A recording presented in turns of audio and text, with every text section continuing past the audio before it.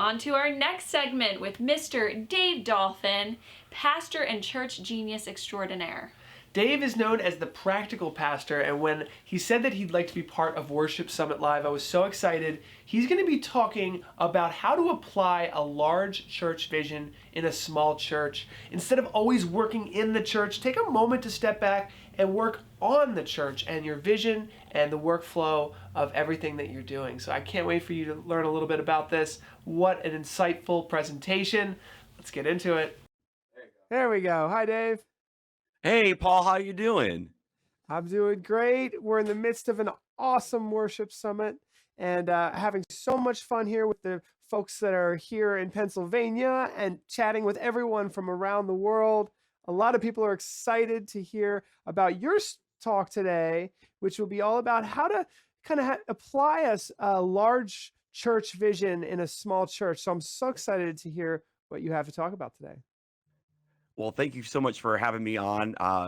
Paul said, my name is Dave Dolphin. I'm a worship pastor in the Oklahoma City area, and I also have a YouTube channel called Practical Worship, where I share like ideas and tips and practical advice for what I call the everyday worship leader. And everyday meaning, for the vast majority of us, our churches are pretty small, medium size, not like some of the larger churches that we see. The vast majority is going to be 100 people, 200 people, maybe 500 people. And so trying to create content on that YouTube channel that it might be inspired by some of the things that we see some of these larger churches doing, but kind of fits the context that we're in. And this talk really is for anyone that has ever gone to a worship conference, that has been put on by one of these large churches and did one of two things. They either try to do everything that they saw and try to copy and paste it into what they're setting, and notice that it didn't work, it didn't click, it didn't carry over, and they got frustrated. Or they went to a large worship conference and they just saw what they perceived as this really huge chasm between where this church was with their budget and their resources and volunteers and things like that, and where they were, and they just said, well, I can't do any of that. And so they just kind of got on the plane or got in the car and didn't, and they just went back to the way that they've always done it. And I believe that there's a middle ground. And so that's kind of what I want to talk about today. Not so much, this is probably the one talk today that's not super into the weeds on technical and gear and all that, but it's more methodologies and just how to approach things and how to look at certain things. And so another name for this conference might be considered, or for what I'm talking about, is how to survive a worship conference, where when you go to these conferences and you see what they do, and they're big, these churches that are large, and I'm talking like, just like Fellowship and North Point and Church of the Highlands and Elevation and Willow Creek and Saddleback. A lot of these churches, they're big because they're really good at what they do. That's what makes their conferences so attractive. We see what they're doing on Instagram or on their Vimeo account, and we're watching their services and what they do, and we like it. And so we want to know more about it. And so what I've discovered as I've been to a lot of these conferences and I've interacted with the people is that their heart for the capital C church, for all of us, is to be better at what we do. And so they're willing to pull back the curtain and to be able to show their processes and how they do things, and to be able to be in rooms with some of the people that they have access to so that we can all learn and grow. It's very well intentioned what they want to do, but sometimes the size of the budgets, the staff, the volunteers, they don't match, and there's a hurdle that has to be overcome. There's a book called How to Break Growth Barriers. It's by a guy named Carl George, along with Warren Bird. And there's a stat in that book that says that 85% of all the Protestant churches just in North America never break the 200 attendance mark. So a majority of these conferences, and where we're getting our information, is from these very large churches that are seeing tens of thousands of people every single weekend. But most of the churches that we see in around us when we look around at the corner is there's 50 people, 100 people, 200 people. And so I think there's a middle ground. I think that if you try to take everything that you see and copy and paste it and say, I'm going to do everything. I want my stage to look like that. I want my lighting to look like that. I want to do these kinds of songs. I want to be able to do the big Christmas production.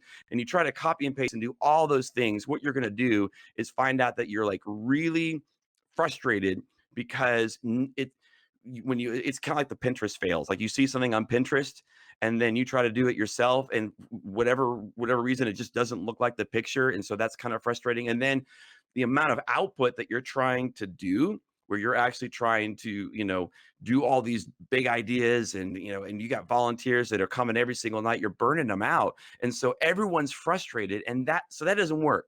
But I also think too, going home and feeling defeated and looking what they're doing and saying, yeah, I can't do any of that. There's no common ground, and I can't. I'm just going to keep doing it the way that I've always done it. And I think there's a middle ground, and it has to do with scale. And scale it's a business term, but it's the ability to change the size and the scope of the thing, of the process, whatever it is to fit your context. Now, in business, a lot of times we want to scale up. Let's say you had a chocolate chip cookie recipe that everyone just was crazy about. And so, you'd make a couple dozen batches on a weekend and sell it on a website. But then someone's interested and wants to be able to like build a business model around it, but they want to do like 200,000 cookies in a weekend. Well, you have to scale that up. You have to get into industrial sized kitchens. You have to have processes. You have to have quality checks. You have to have employees that know how to do it and all these different things. It's more to manage. And so that whole process is being able to scale it up. Obviously, the benefit in that is that the more cookies you sell, the more money you make. But there's also value in scaling something down, where you see something at a large scale and you begin the process of making it make sense for a smaller avenue. And a great example of that actually comes from the McDonald's Corporation. McDonald's has test kitchens in the Chicago area, and they're always coming up with new menu ideas and trying to change their processes and just always trying to be better at what they do. And I don't know if they still do this, but there was a time, this is my understanding of it, they brought in a bunch of chefs and they said, just make good food. Don't worry about costs. Don't matter about the limitations. Don't even worry about how much time it takes, or just make really awesome, amazing dishes. And so they just came in every day and they would make this gourmet 5-star restaurant type food. That was one group of chefs, but they had another group of chefs that would take the dishes that these chefs were making, and they would begin the process of looking at it and analyzing it and saying, okay, what is the essence of this dish? What is it that makes it good? And how could I maybe, I'm going to take this ingredient out of it because it really doesn't do a lot to add to the flavor or the texture or whatever. It's doing something. There's a reason why that chef put it in there, but in the grand scheme of things, it's not an ingredient that really holds up well on a refrigerated truck. It doesn't really freeze well. It's not something that I can prepare maybe in 90 seconds. And I might just take out that ingredient altogether, or I might actually replace it with a different ingredient that is similar, but maybe it adds a similar flavor, it adds a similar texture, it adds a similar color, but it is something that can be it's easier to freeze, or it's already maybe an ingredient that's already on the line. It's already something that you have, and you're able to do that. And so the end result of this whole process is that McDonald's was able to offer some new menu items that up to that point were unheard of in a fast food environment. With fast food, it's not just about like, hey, let's just make something cheap. The value proposition that McDonald's is bringing you is that we're going to make something that is inexpensive and quick, so that if you are already 10 minutes late to your daughter's soccer game, that you can get something that is going, that you can get on the go. Now, you want the quality to be the best that it can be. You don't want to eat slop, but up until that point, it's like the best we can do. If you want something quick and cheap, it's going to be burgers or French fries or chicken nuggets. But through this process, they were actually able to come up with some of the wraps that they have now, some of the gourmet burgers that they have, the yogurt parfaits, and so things that up at to that point were unheard of to be able to offer at a fast food restaurant. And so that whole process of being able to look at the dish and say, okay, what's the essentials at this? What can I keep? What do I need to change? What do I need to throw away?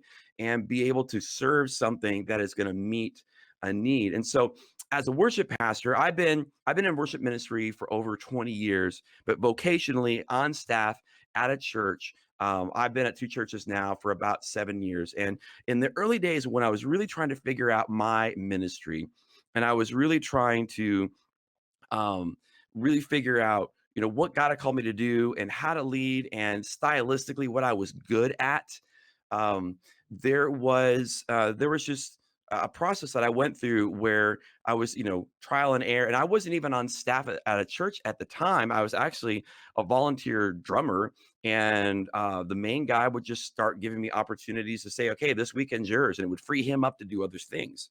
And so I would pick the songs and I would lead the rehearsals and I would lead the actual service itself and I would do all the things and got to a point where 10 or 15 Sundays out of the year I was the person doing it and I learned a lot. But at the same time, this is all happening around 2010 and beyond, whatever we just called this decade that we just came out of, the tens, the teens, whatever it is. um, but I was finding a lot of inspiration from a church called Church on the Move, and it's up in Tulsa, which is also here in Oklahoma. And some of you probably heard of Church on the Move. And I found them about 10 years ago because they did this video called The Dad Life. It's this video about Father's Day and the funny things that dads could relate to, and it's to a rap. And it went viral, and I found it in my Facebook feed, and I was like, this thing's amazing. I had to know more about it. And so I started doing some research on it and I realized that a church made this. I was like, you kidding me? This is so good. I have to know more about this church. And I found their Vimeo account and I started watching their services every single week. And I loved everything about what they were doing. I loved the songs that they were picking. I love how their band sounded. I loved the energy that was on stage and how they were singing. I loved how things like their lighting setup. I loved how that looked, even down to like their camera shots. I loved everything that they were doing. So I began this trial and error process of trying to incorporate the things that I saw at Church on the Move that inspired me. And what I discovered is that some of the things worked. I would try something, whether it be a song or just a way to, lead the band or, whatever it was. I would see something and I would do it and it would work. And I was like, that's awesome. There are other times where I would take something that I saw and I'm like, I might need to shorten that, or I might need to, I only have one guitarist versus two or three guitarists. I'm going to have to make some changes to make it fit our context. And so, with a little bit of adjustment, it worked. I also discovered there were things that no matter how hard I tried, they just didn't click. I would see it on the video, and it's obvious that it clicked. It inspired me. It's the reason I wanted to do it. But then I tried to do it in my context, and it just didn't work. And the more I did this, as I really kind of got into this, several years later, I started to discover that there were things that we could do as a small church that they couldn't do as a large church. And so this is kind of my process as far as like as I was seeking inspiration from a church like Church on the Move, which, at the time was seeing tens of thousands of people just through their one campus. And now they've got like three or four different campuses all throughout the Oklahoma Tulsa area. There's five things that I see that I seek inspiration from these large churches that I am applying to my ministry today.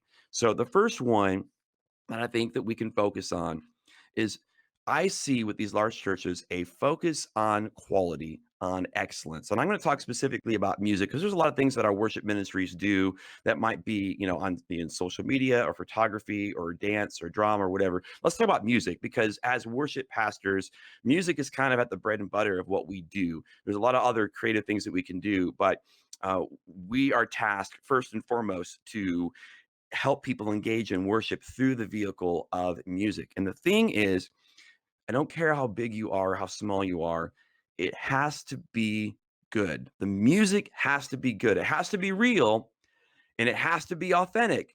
but it has to be good. There's an article by a guy named Kerry Newhoff. He's a pastor in the up in Canada, and he has a really good perspective on just trends as far as like methodologies, not like when it comes to the spiritual things that we do within churches, that stuff will never ever change. The why of what we do will never ever change, but how we do it does change. And so he's got a real good pulse on trends and what people do. And so he's got this article called Six Disruptive Church Trends That'll Rule 2020. And one of the things he talked about is that he said, don't be the mediocre middle. Be hot, be cold, be the best big church you can be the best small church you can be, but be the very best that you can. Because there was a time where people would tolerate this mediocre middle, where they're trying to be something that they maybe saw at a larger church. They're trying to do the big Bethel song or the big Hill song, but the band just doesn't have the skill set to be able to do it. The pastor is trying to be funny and relevant. It's just not working, and it's just mediocre. It's just not great. And that might have been tolerated before, but we're moving into a day and age where it's just not. You have to be really good at what you do. Side note, if I can preach for a moment, in Revelation 3, there's the letter to Laodicea where it says, be hot or be cold, don't be lukewarm. If you look at the geography of the land there, you had hot water that was coming in, you had cold water that was coming in. Both are useful. I'm used, hot water is how we wash our clothes. It's how we wash our dishes. It keeps things clean. Cold water is useful because it's refreshing. I can drink it and I can stay hydrated, within my body. But this lukewarm in the middle is not useful for anything. And so I think that applies whether you're a big church or a small church, but just be good at what you do. And so here's how to do that. Cause it's like, Dave, that's really easy to say, but how do you do that? You care about the details, and all you have to do, wherever you happen to be right now, with the resources you have and the people you have and the size that you're at, that doesn't matter. Just today, find one detail that needs attention, laser lock your focus on it, and fix it. And just work on that. And then when you get that in a good spot, find the next one and laser lock on what that is and try to figure it out. Maybe it's because you have a drummer that is having a hard time keeping time. Maybe you have singers that are real pitchy. Maybe you have an audio engineer that is just really struggling to make a good mix out of everything. Just pick one thing that you think will maybe have the biggest impact, but don't worry too much about if it's the right thing. Just pick a thing. If you can fix one detail today, you're better today than you were yesterday. I think that all worship ministries, regardless of size, should focus on quality over quantity. And we talked earlier about scale. You might need to actually scale some of the things that you do. Here's a question. Think about your worship band right now at your church, and think about how many people are typically on the stage on a given Sunday. Might have a drummer, might have a bass player, might have a piano player, might have a guitar player, a keyboard player, maybe another guitar player, a couple of singers. Think about how many people have found their way onto your stage on a typical Sunday. And ask yourself the question, why do we have that number of people? Why do we have that many? Maybe because, well, we've got these people that we want to be inclusive into the worship ministry, and so we want to find a place for them. But we also saw videos of other churches doing it, and we're like, well, they've got a drummer and a bass player and a guitar player and a piano player and a couple of singers. Well, I guess I need to. If you're in a position where, if you honestly look at what you have and you go, yeah, the quality of the product, what we're doing with music is just not great. It's good, but it's just not great. Maybe you need to scale back. I would much rather have a smaller band that is solid and tight than having a bunch of people on stage and it sounds like a hot mess. And so maybe what you do for a time, it doesn't have to be forever. Maybe you scale back the number of people that are in your band. Maybe assess kind of the skill level of what you have, and maybe you go with a piano player and a bass player and an acoustic player, and then you work on making that sounding amazing and tight and good. And then add a fourth person, and then add back in a fifth person. But you might need to scale back, because here's the other thing, is that the more people that you have on the stage, the more that you have to manage.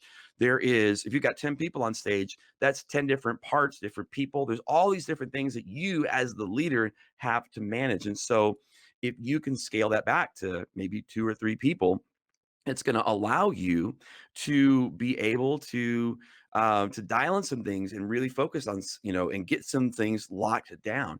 Another way that you can scale is maybe you're doing 4 or 5 songs on a typical Sunday.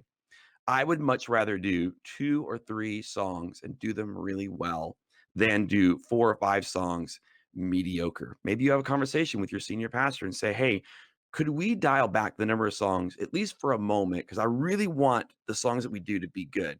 In our situation, so we're a church that's we maybe see 400 people on a Sunday. And our rehearsal process is that we get together on a Wednesday. We have a midweek rehearsal. We gather everyone together and we meet for about an hour and a half. We work through the songs a couple of times, each one a couple of times.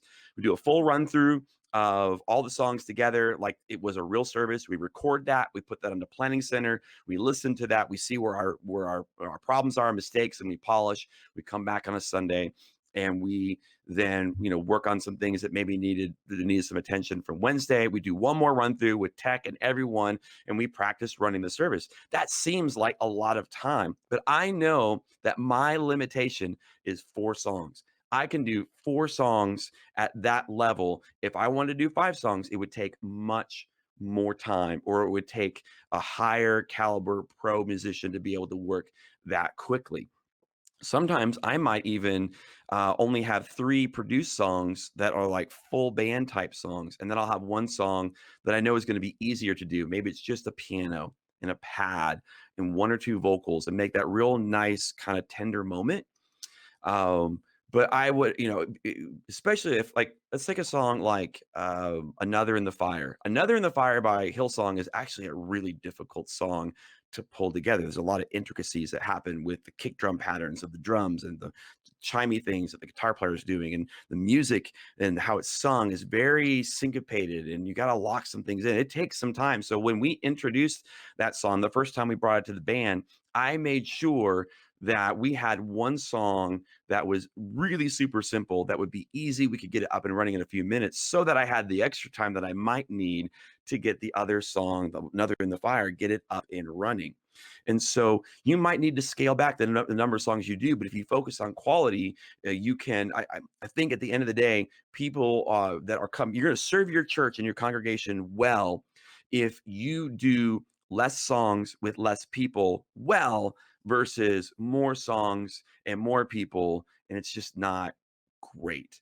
I think quality attracts quality. I think if you do this methodology, if you scale some things back and really focus on quality, there are people in your congregation probably right now that are really good instrumentalists, that if you do what you do at a high caliber, at a high quality, it's going to be attractive to those people. If things are just kind of wishy-washy and mediocre, and you just got to be honest with where you are, with in your situation, would if you were a pro musician, or would you want to be a part of that? And so if you can really focus on the quality, it's going to attract other people, and it's going to be a way that you can build your teams. I would learn about arranging songs and what it's like to lock in drums and bass and make sure they're good to go, making sure that guitar players and keyboard players aren't fighting each other because they're in the same sonic space.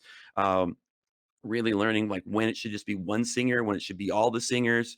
I think that is something that you can focus on as a detail. I think you care about transitions, making sure you know how you're going to get in and out of each song. We practice going from our service opener into our first song and the timing of that.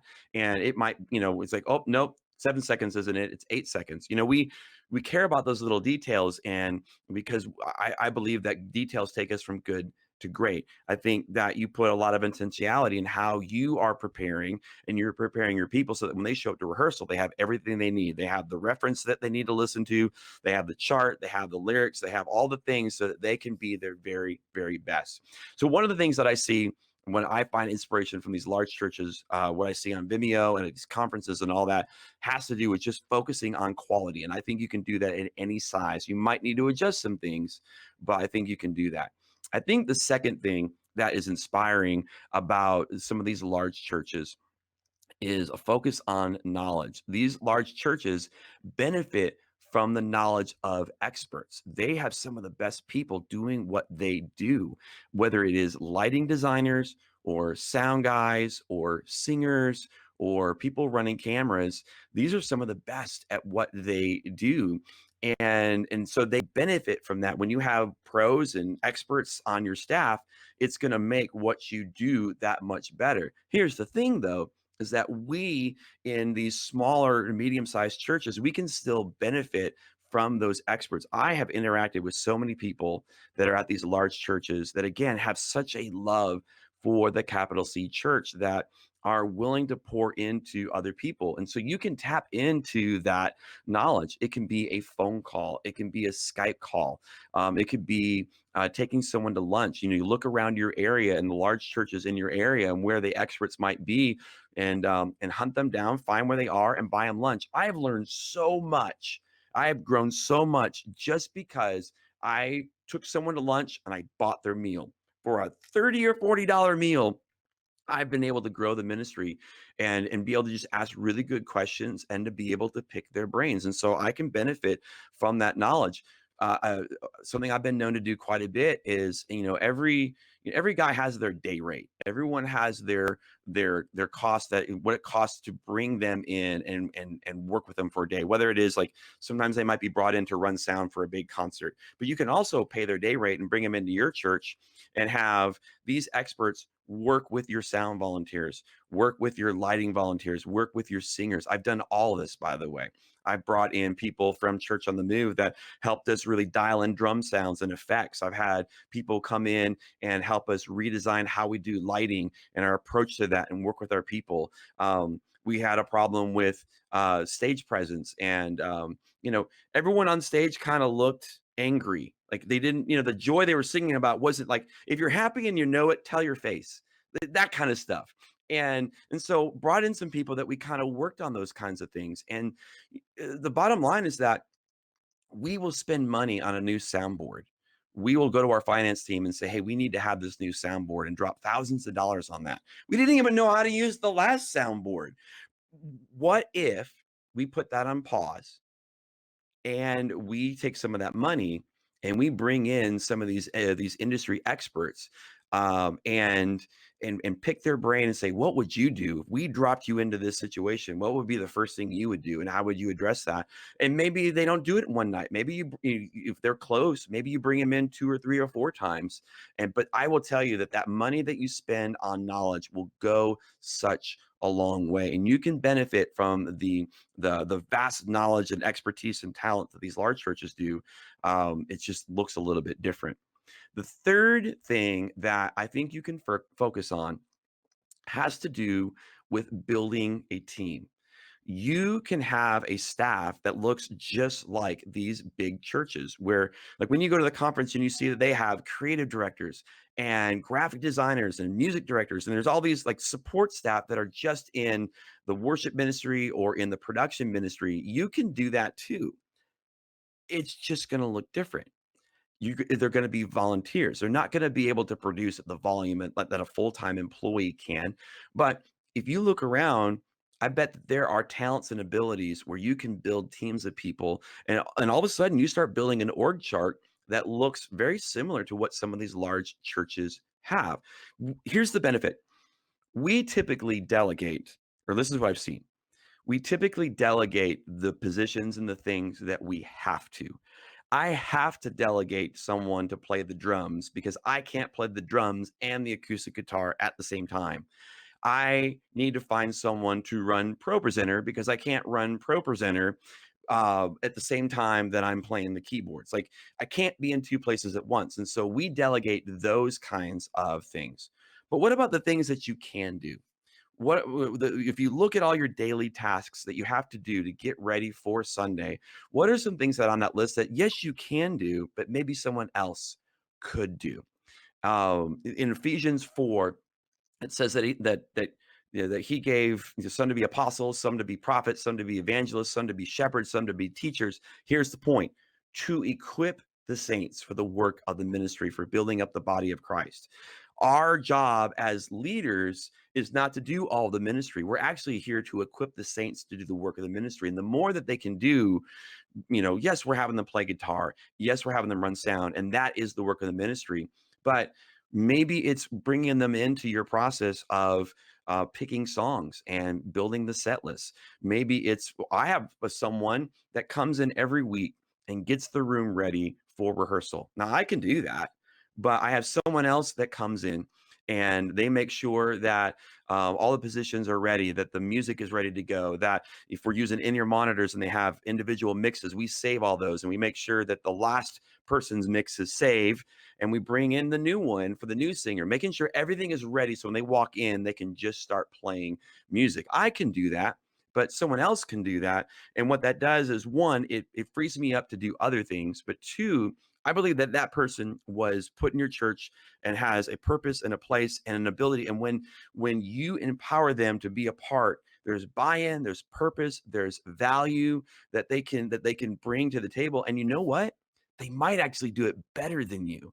And now all of a sudden your ministry is that much better because you've got people that are thinking about things on a level that you're not, you're not good at all the things.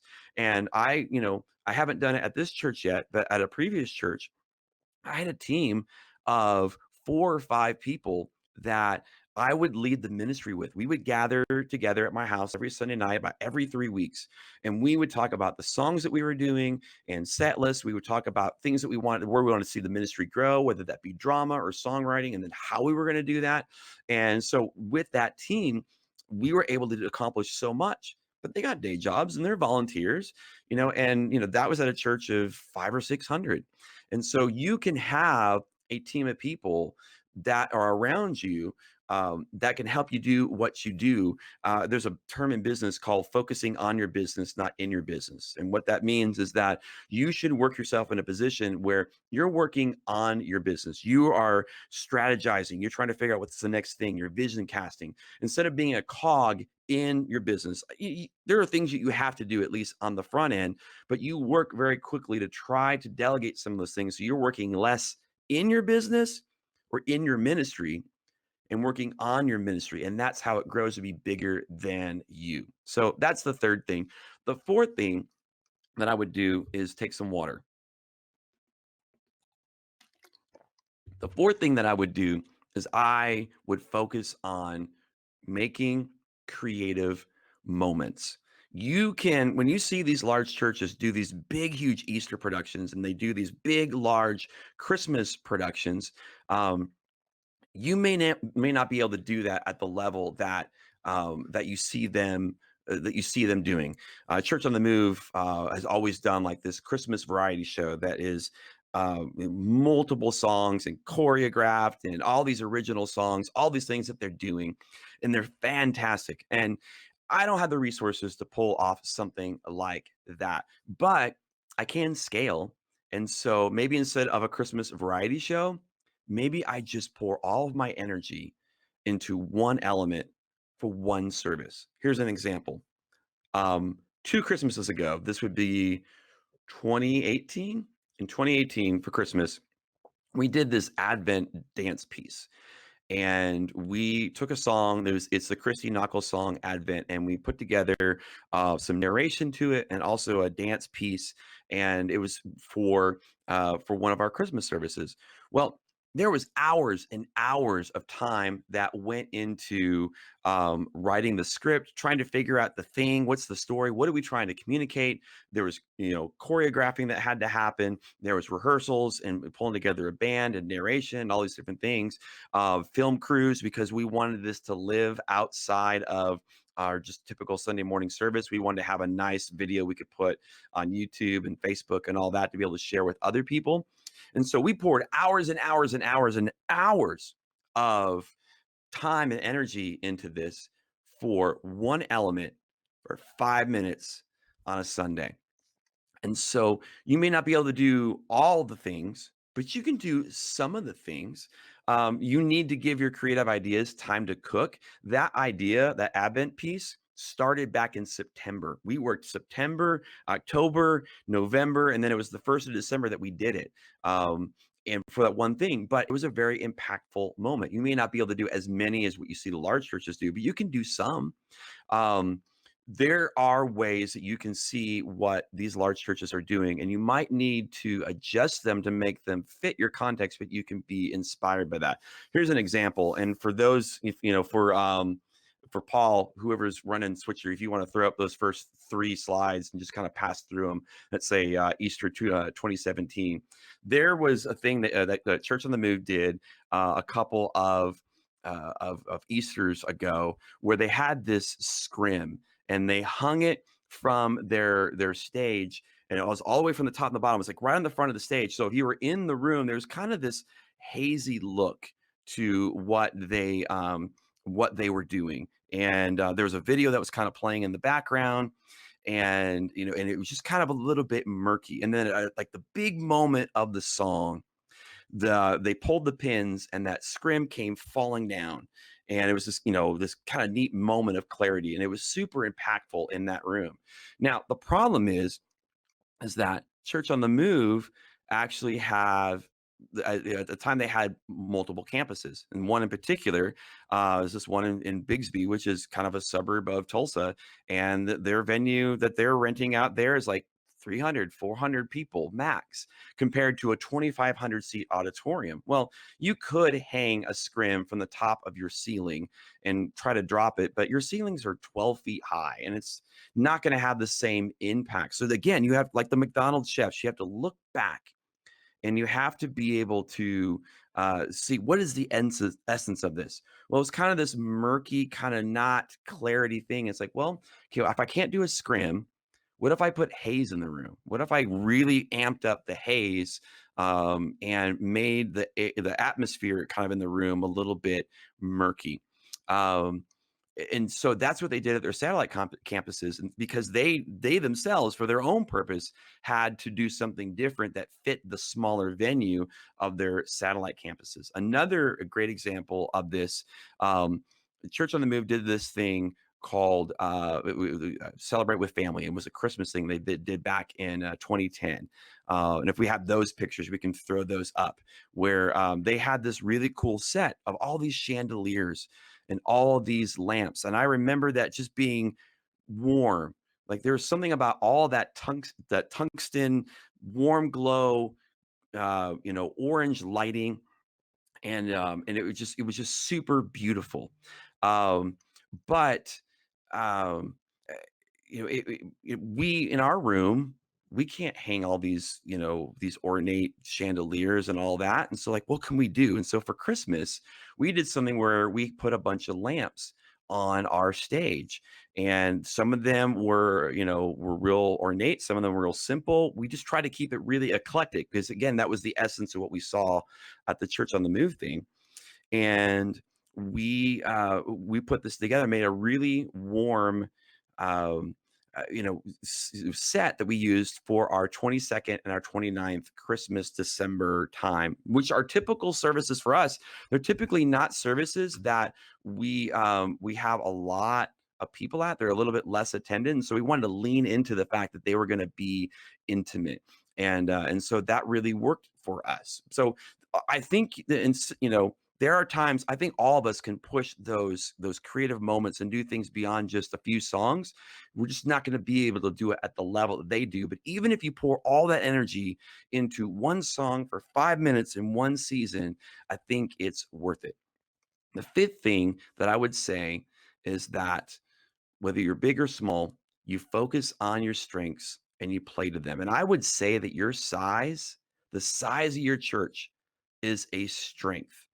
The smaller the church is, the more that it feels like family, the more that that people know each other, and the chance of people knowing the people on stage and having a close relationship is much greater. Even the people on stage knowing the people in the congregation.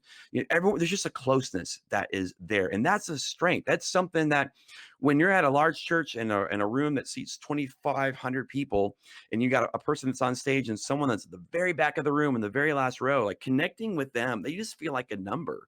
And and so your small church has the ability to really feel close, and that's a strength, and I can think you can lean into that. I think that that applies to the size of your venue, that you may not be able to do these big epic songs from Bethel. They may not fit your context.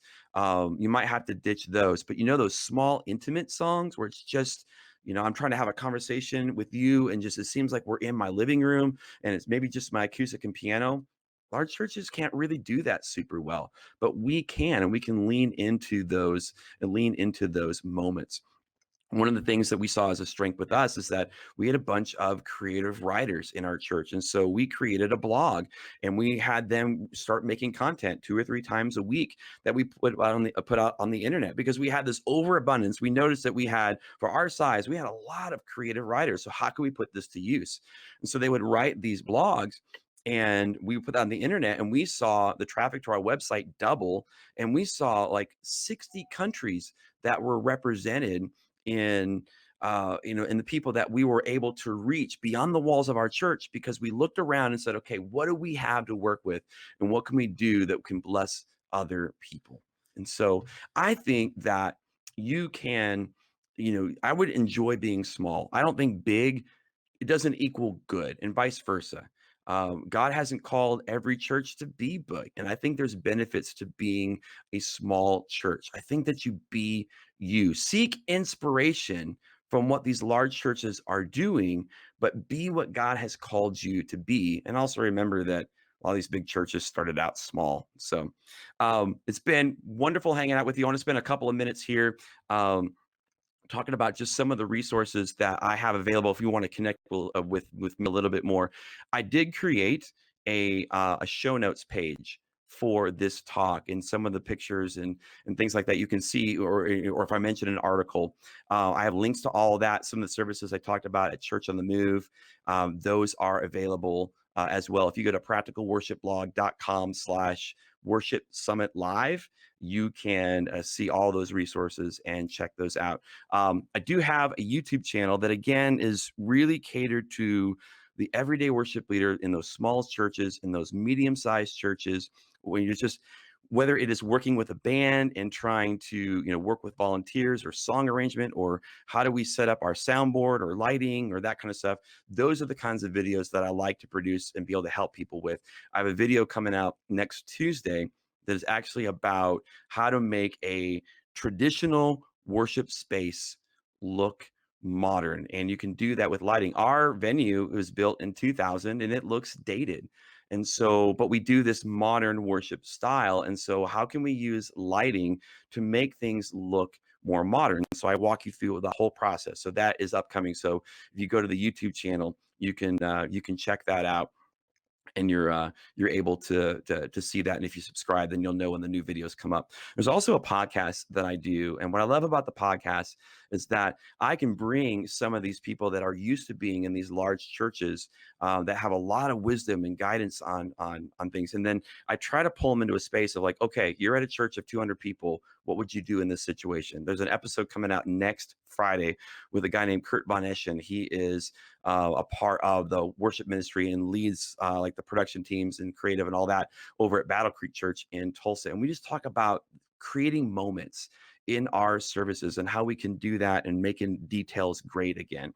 And so wherever you happen to see podcasts, wherever you listen to that, whether that be on Apple or Google or Spotify, whatever, if you search for Practical Worship Podcast, you can find that. If you subscribe, then you'll know when the next one hits. This is the last thing I'm going to say is, don't be mediocre, be hot, be cold, be the best big church that you can be, or be the best small church you can be. Whatever it is, just be the very best that you can and be you. Emotional, impactful. It was high level, but it was also detailed. There's folks here in Pennsylvania who were just telling me that this was right on message for them. There's a lot of churches cool. that really enjoy this. Now, we are getting a lot of questions in the chat. Will Doggett's coming on in just a couple minutes. I'm not sure if Tess can help us here. Tess is looking at the chat room. If we want to go ahead and have Dave answer questions now. Dave, I believe you have the link to the Zoom conference as well. I do. So Dave, you'll obviously be able to jump in there. We've had a large group in there as well, about 50 people or so, who have been chatting with our speakers. Here's one, just asking to post the link. Okay, are they asking for the? Oh, Dave, were you talking about something that had a link? Yes. So I kind of created a show notes page. If you Okay. go to practicalworshipblog.com